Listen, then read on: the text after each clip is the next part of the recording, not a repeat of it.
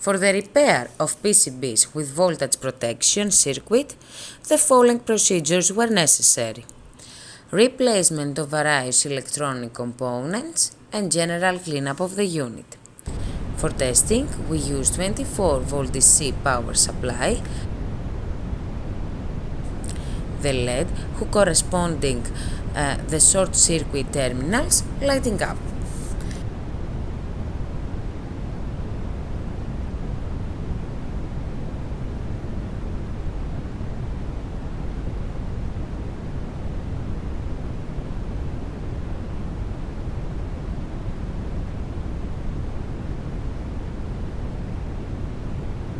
No further testing is possible due to lack of additional units. It is now clear that the PCBs are working successfully and they are ready to be delivered to the customer.